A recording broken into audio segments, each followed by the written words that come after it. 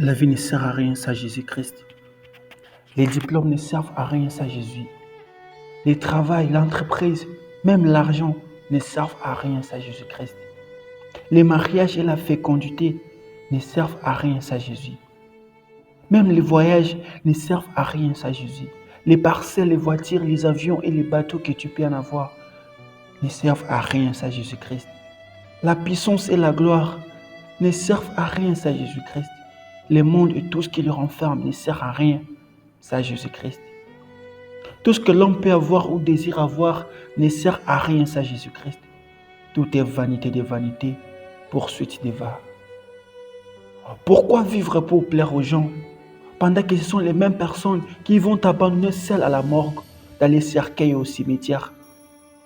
Vraiment, quand je pense qu'un jour mes organes et des ventres seront enlevés pour être remplacés par des chiffons, quand je pense comment je serai mis à la morgue comme un poulet dans une température froide, très élevée que je ne pourrai jamais supporter en étant en vie.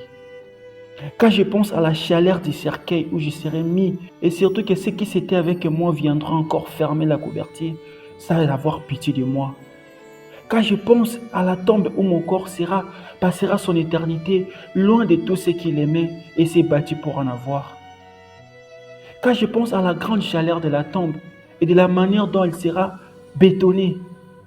Quand je pense à la décomposition de ce corps que j'ai nourri, j'ai vêtu, réjoui, en faisant tout pour lui, et ça me pousse à me poser ce genre de questions. Où sera ma beauté ici? Où sera ma taille? Où sera mon orgueil? Où sera ma personnalité? Où sera le plaisir de mon corps? Où sera tout ce que j'avais? Où sera tout ce que j'avais eu? Tout ce que j'avais comme argent? Ceux qui sont morts aujourd'hui, hier ils étaient vivants comme nous, mais aujourd'hui ils ne sont plus vivants. En d'autres termes, demain ils ne viendront plus nous rejoindre, mais c'est nous qui irons les rejoindre.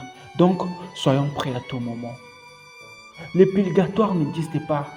La paix de l'âme, ça ne s'obtient pas par les souhaits, ni les prières et des cérémonies faites après la mort.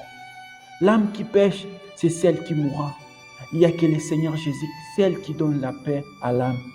Croyez en Jésus-Christ, vous serez sauvés. Ne vous conformez pas à ce siècle présent où le péché est devenu comme une monnaie courante, parce que le diable a augmenté la puissance des péchés et les désirs immenses des choses, car il sait très bien que Jésus est la porte. Ce qui est bon pour l'homme sur cette terre, c'est de mourir en Jésus-Christ. Se convertir, se repentir sincèrement en Jésus-Christ, car c'est le seul moyen pour l'homme d'être sauvé. Le salut est gratuit en Jésus-Christ. Dieu nous aime. Merci.